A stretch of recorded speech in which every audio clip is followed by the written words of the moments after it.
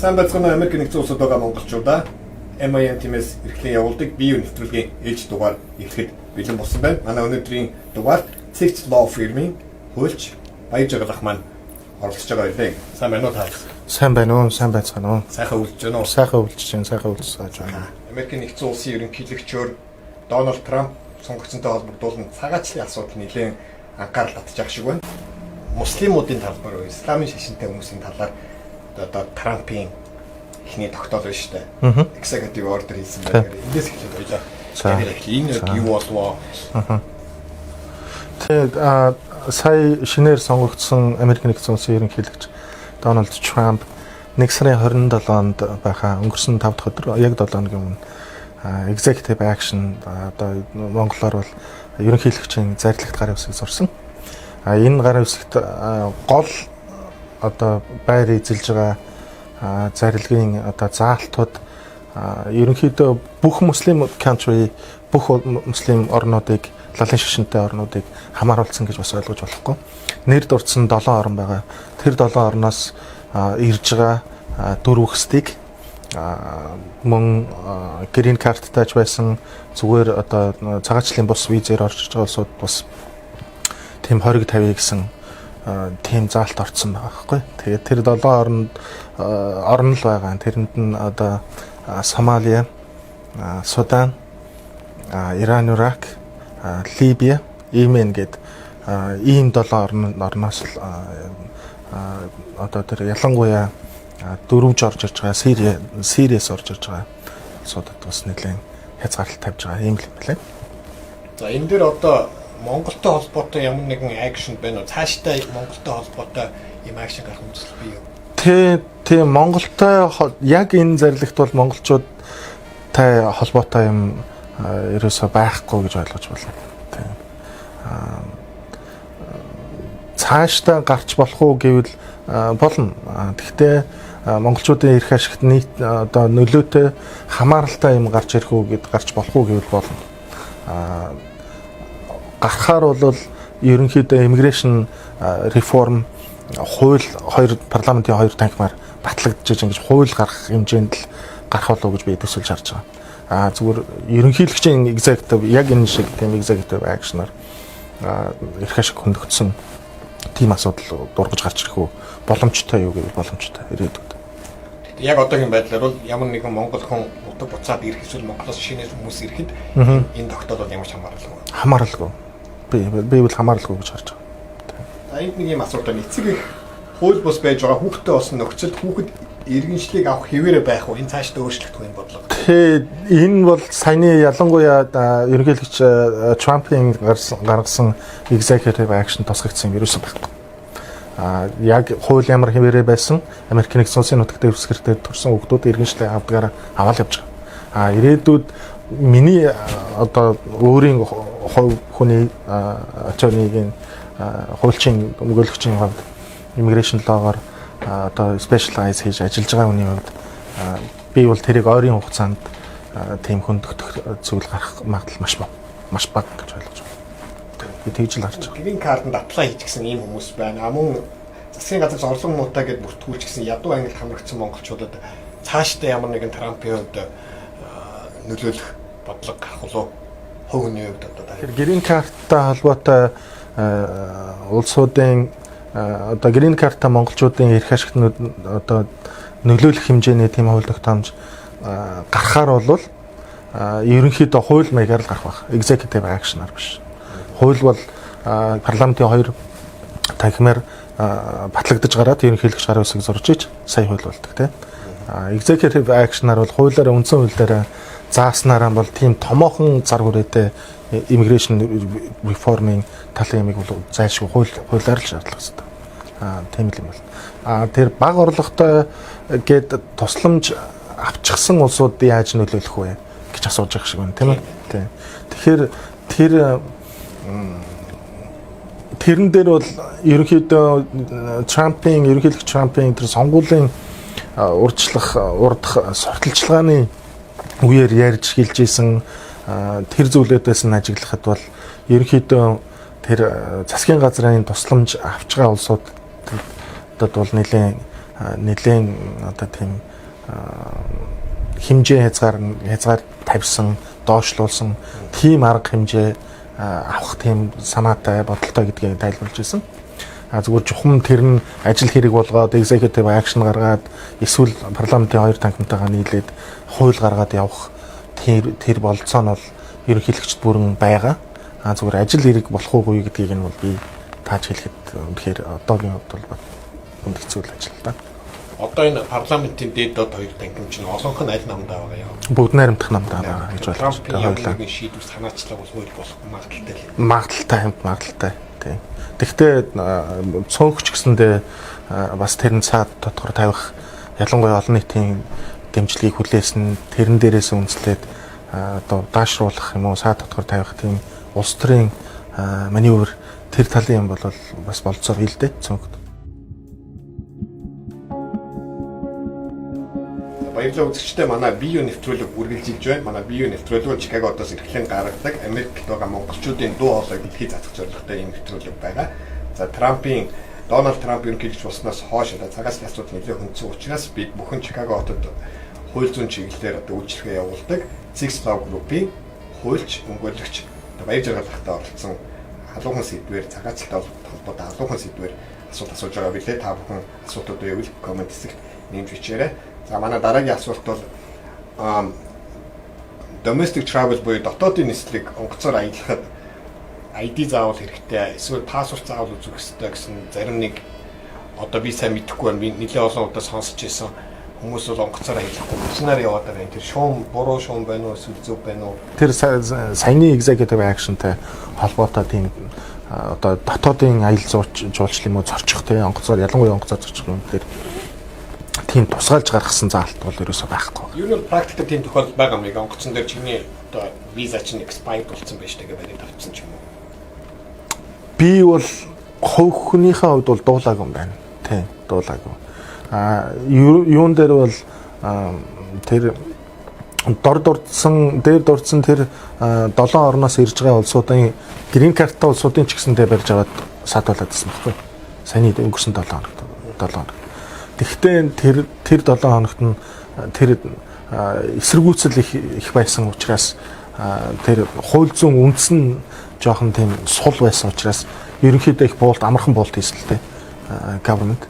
Тэгээд ерөнхийдөө нэг 290 хэдэн грин картаа орж ирсэн тоо байна лээ. Тэднээсээс ерөөсөө 2-ын хугацаагаар 292 нь ороод ирчихсэн байгаа. Тэгэхээр бас үзэгчид бас тэрэн дээр бас өөрийнхөө бодол тооцоог бас хийх л байх л та тийм. Тийм. Ерөнхийдөө виз буюу ажлын зөвшөөрлөлтөд ажиллах хэрэгтэй хүмүүс дээр энэ асуудал яаж өндөгдөж байна? Тийм. Яг энэ саяны ерөнхийлөгчийн зарлигт бол H1B визтэй холбоотой тэр визтэй улсуудын эрх ашигыг хөндөгдсөн тийм заалт бол гараагүй. Ерөнхийлөгчийн иммиграшны тэй холбоотой бодлого policy дотор бол байгаа юм байна лээ. H1B гэдэг энэ визнэр дор хамаагүй их олон шаардлагагүй чанар муутай тийм мэрэгжилтнүүд ороод ирж байгаа юм биш үсттэй гэсэн тийм болгоомжтой байгаа юм байна лээ. Тэгээд энэ ерөнхийлөгчтэй холбоотой ялангуяа энэ бүгд найрамдах намын парламентын дээд танхимын гишүүн Тексасаас сонгогдсон гишүүн тийм хуулийн төсөл санаачлаад явж байгаа юм байна лээ.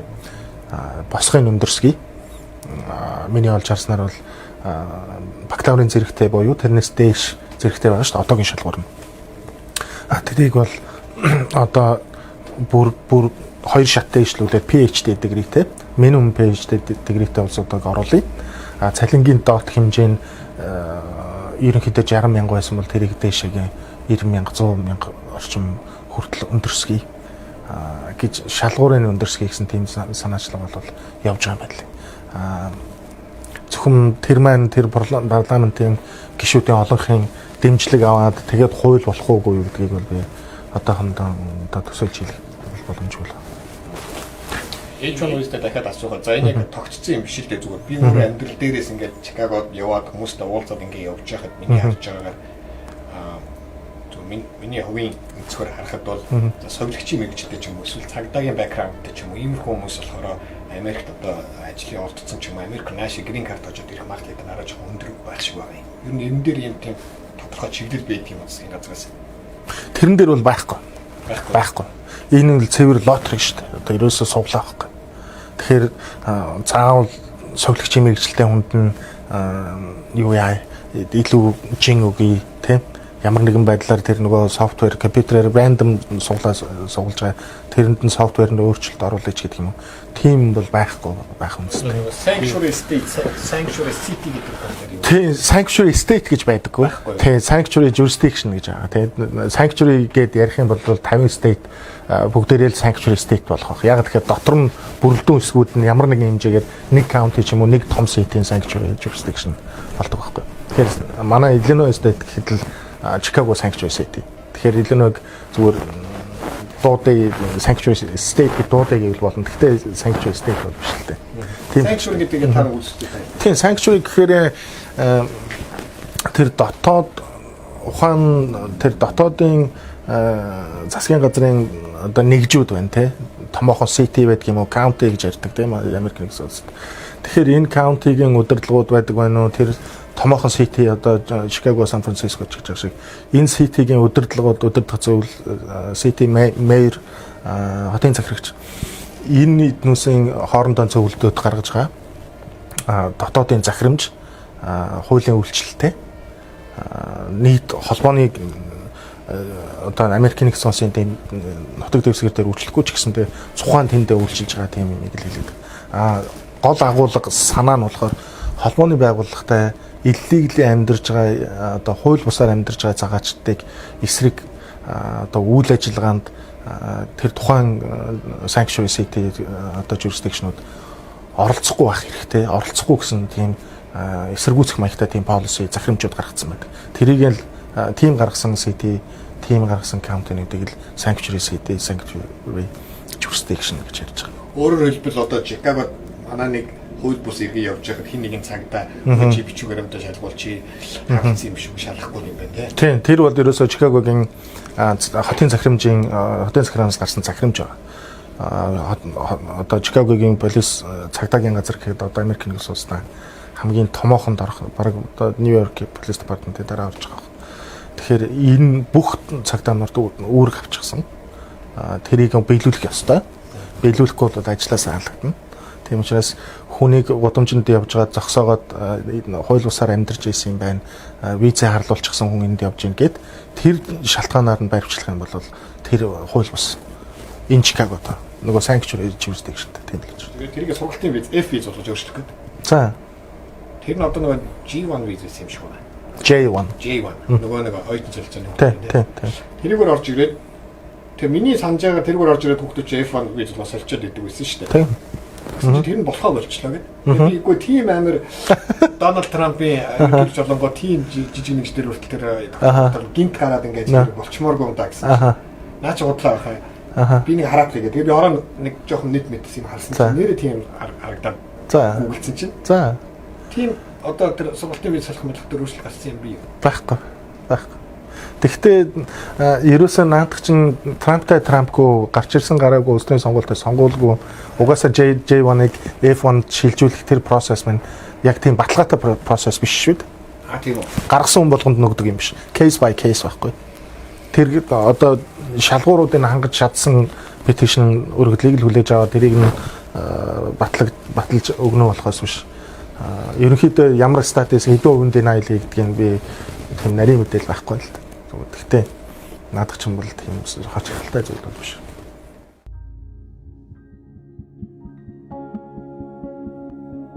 Яг хөвгний үүднээс одоо Монгол залуучууд бусад орны залуучуудаас ямар төрлийн гэмт хэрэглээ холбогдох нь их хүн тиймэрхүү статистик байна. Тийм би яг над дээр ирж байгаа хэрэгүүдийн тухай ярьж болно л доо. Түүнээс би өргөн үрээтэй тийм статистик авах тийм болцоо байдгүй. Одоо холбоотой юмнууд хамгийн их нь DeWi хамгийн их нь тий согтуугаар машинжуулагдсан. Энэ дээр залуучууд маань бас их алдаа гаргаж байна. Тэгээ за гайгүй лгүүдээ гэсэн маягтай явж байгаа л тийм энэ дээр орооцолдож байна. Хоёрдугаар бие биендээ санаатай санаагүй одоо санаатай голцол байна штэ. Гар урчиж байна тий. Тэгэхээр Монголд гар үрээд хүнд найзтай гар үрээд ч юм уу дургу үрсэн үнэ цохиж унгаад ингээ болоод яваад байдаг бол энд бол тэрийг өстой үздэг бол чи өөрөө мэдчихэж байгаа тийм. Тэгэхээр хүний бие зөвшөөрлгүй гар хүрсэн бол хуулийн дагуу хариуцлага үлээх болчих гээд байдаг шүү дээ. Энэ чинь ерөөсөө дүрм хуулийн тийм. Тэгэхээр тэр хүн зодсон хүнд гар хүрсэн хүнд халтсан гэсэн гэмтэргүүд бол түгээмэл тохиолддог. Дээрээс нь жижиглэнгийн хулгай гэж юм байдаг. Жижиглэн худалдааны хулгай. Одоо дэлгүүрсч яваад за заримдаа санамсаргүй криминалчаад бичүүлгүй гарчиж байгаа юм тийм. Мэдчлэн иймэрхүү юмнууд бол энэ гурвал ерөнхийдөө их түгээмэлтэй харагдаж байдаг тийм. DUI за би өөрөө DUI авч үзээгүй л дээ. Эртнээс хойш сонсоход их олон монголчууд DUI авсан. Тэрнээс болоод амьдрал нь их хохирж байгаа шиг байна. Тий. Энд дээр та нэг залуучуудад зөвлөд энэ DUI гэж ийм араас нь ийм гардаг юм аа гэдэг. Тий. Тийм DUI гэхээр одоо ерөнхийдөө DUI-тай холбоотой зөвлөгөөр машин барьсан хэрэгтэй холбоотой ерөнхийдөө ихэнх стейтүүд ерөнхийдөө нэг тийм түгээмэл төстэй хуулиуд хэрэглэгдэж байдаг юм ажиглагдаж байдаг тийм. А тэгвэл би өөрийнхөө мэдж байгаа Illinois дотроо явагдаж байгаа хуулийн дээр үндэслээд гарч болох одоо гар цохрол тухайн хэрэгт холбогдсон хүнд юм байдаг вэ гэдгийг нь зогс тайлбарлаж болох байх л та. Залуучуудад нэг хэлээд. За тийм. Хамгийн нэгдүгээр мөнгөний хувьд, мөнгө санхүүгийн хувьд тийм. За legal fee гэдэг одоо лойертой мөнгө төлөхөөс аргагүй болж байна. За тэрэн дээр бас л нэг 2500-аас 3500-ийн хооронд эхний удаагийн DUI-д холбогдсон бол тийм зардал гарч болох тал та. Дээрээс нь нөгөө шүүхт өгж байгаа торгуулийн хэмжээ. Тэр нь дээд хэмжээ нь эхний удаа нь $2500 торгуултай. Ерөнхийдөө амьдрал дээр одоо лойер нь хэрвээ зөв прокуроруудтайгаа ярилцж хилцээ тохиролцож чадах юм бол нэг 1500-аас 1700-ийн хооронд одоо тэр шүүхийн торгуул зардал нийлнэ тийм байж байна. Дээрээс нь хоёрдугаарт машин жолоодох эрхэнд нөлөөлөд авчихна тийм. Нэг жилээр эхний удаа л гэхэд чинь хэрвээ чи одоо тест өгөхөөс татгалзах юм бол санаатай татгалзах юм бол нэг жилээр шууд хасж байгаа шүү дээ. Эрхийн нас авчна. Энэ дээр их бас зөрүүтэй ойлголтууд хүмүүсээс сонссон. За чи цагдаа зогсоох юм бол битгий үлээгээр яасан ч гэсэн битгий үлээгээр гэдэг хүмүүс байна. Зарим нь болохоор за үлээхгүй бол чи нэг жилээр яах авчдаг шүү. Хүчин болчдөг шүү хүмүүс. Зарим нь болохоор чи яасан ч одоо түүний нэг sanctuary city гэдэг чи би тэгж ойлгоод байсан чи чамаа зүгээр явж явах чаар рандом зогсонгуудаа чамаа шууд согтуу гэж цагдаа гөрдөх ирэх байхгүй учраас чи гүрийчэд бурууддаггүй маа гэсэн тиймэрхүү тайлбар байлгүй яваад идэв. Үлээх үү дэрийг нөгөө улсууд бодлоод байдаг шалтгаан чинь жолооны эрхийн асуудлын тусдан шийддэг. Хууль цогтойгоор машин жолоодсон хуулийн заалт зөрчсөн гэдэг тусдаа хоёр тусдаа явдаг байхгүй. Тэгэхээр голцоод бодлоод байдаг юм нь тэр ухаан урд нь баригдчихсан те юу н эрхэн цослогдчихсан явж байгаа хоёр дахь баригдчихж байгаа бол тэрийг үлээхгүй байх нь зөв болно. Яг тэгэхээр тэр хүн чинь жолооны үнэмлэх алдах аюулгүй шүү дээ. Тийм үстэй. Айлгтыг алдсан. Тийм учраас гэх мэтчлэн. Тэгэхээр хариулт бол янз янз тийм. Тэгэхээр ерөнхийдөө өндөрлөж байна таны чинь баярлалаа. Та энэ мэргэжлэр одоо энэ жил ажиллаж байгаа. Тийм би 13 оноос эхлээд үйл ажиллагаа явуулж гисэн энэ law office-ийг байгуулад үүсгэн байгуулад явуулж байгаа. Үйл ажиллагаа явуулж. Миний ойлгосноор одоо эмч, шүдний эмч ялангуяа хуульч эдгээр чинь энэ нарийн мэргэжил гэж тооцсон гэсэн. Энэ чиглэлээр бас сонирхсан залуучууд бас байж магадгүй хуульч болоо, хуульч болоо, цагаачлал хуульч болоо, гэмтэлгүй хуульч болоо гэсэн бид зориулж чаддаг зөвлөгөө залуучуудтай өгөх. Таны одоо араас явж байгаа залуучууд гэсэн. Тэгсэг тий. Тэднээс зөвлөгөө өгөхөд авчихсан тий. Хичээлээ сайн хий. Онцор. Тэгээ хөдөлмөрл тийм л зөвлөгөө өгнө. Тэгэхээр бакалаврынхаа зэргийг өндөр онц дүнтэй GPA их өндөр гарвал чи одоо law school хуулийн сургуульд элсэх магадлал чинь тэр хэмжээгээр өндөрсөн. Тийм л учиртай. Жохон дэлгэрүүд бол одоо миний ойлгосноор одоо Монголд бол хуулийн сургуулиар төгсөж болж байна тийм үү? Энд чинь болохоор бакалавр төгсөж дахиад бакалавр авчаа дахиад хэдэн жил сурах гээ. Тий. Graduate degree гэж явна. Монголд шал ондоо. Би эндхийн системийг их зөв гэж үнэлж хүлээж явдаг. Яг тэгэхээр монголчин болохоор 10 жилийн хүүхч одоо яг 17-8-тай 16-тай ч анги алгасан 16-тай ч хүүхд төгсөж байгаа шүү дээ. Тэгэхээр хуулийнхаа дагуу 16-тай хүүхд лоо скулд элсчихлээ байхгүй. Тэгээд тэр хүүхч нэг 4 жил сурдаг юм яадаг 20-тай гарч ирээд шууд шүүгч болно гэж байна. Болохгүй ч тийм. Тэгэхээр энд болохоор яг бакалаврын зэрэгийн дүүргэсэн байх хэвээр. Тэгээд хуулийн сургуульд явах юм бол 3 жил сурах хэвээр. Бакалавр нь болохоор заавал хуулиар авах хэрэгтэй өөр. Ямар ч мэргэжил орчин чи малын эмчж байж болно. Бакалаврын 7 жилийн ажил биш үү? Тийм, тэгнэ гэсэн үг тийм. Тэгээд 3 жилийн хөтөлбөр нь бол их шахуу хөтөлбөр байдаг. Монголын хуулийн сургуульд би өөрөө бас сурж ирсэн л да, хуулийн сургуульд. Тэрний нэг за 6 жил бараг багцаагаар бодоход 6 жилд сурах юм гэвэл ер нь 3 жил багтааж ийн гэж ойлгож байна. Их шахуу ачааллахтай. Би нэг за үзэгчтэй бидэнтэй хамт байсан баярлалаа. Био нэвтрүүлэг энэ үрээд өндөрлөж байна. Манай нэвтрүүлэгт манай хөлч Чикаготын Six Law Group-ийн хөлч Баяжралах маань оролцож бид нартай одоо Америк нэгдсэн улсад өрнөд байгаа халуун сэдвүүд болох цагаачлалын хуулийн талаар бидэрт нэмэлт мэдээллүүд өглөө. За ингээд танд нэвтрүүлэгт орсонд баярлалаа. За Six Law Group-ийн одоо холбогдох аюулсны дугаар гарч байгаа бах та нэмэлт асуултууд байвал Баяжралахтай холбогдож болох нь мөн комент хэсэгт одоо нэмэлт асуултуудаа тавих юм бол манай Баяжралах өөрийн биеэр зарим асуултууд нь хариулъя гэдэгт тохирсон юм аа. Ингээд бидэнтэй хамт ирсэн та бүхэнд баярлалаа. За тийм тэгээд та нарт бас манай офис дээр ирж бас монголчуудынхаа community-д бас тустай мэдээллийн чанартай үйл ажиллагаа явуулж байгаа юм байна. Тэгээд та бүхний цаашдын чинь ажилд амжилт хүсье. Их баярлалаа. Баярлалаа. Био нэвтрүүлэг дараагийн дугаараар уулзъя.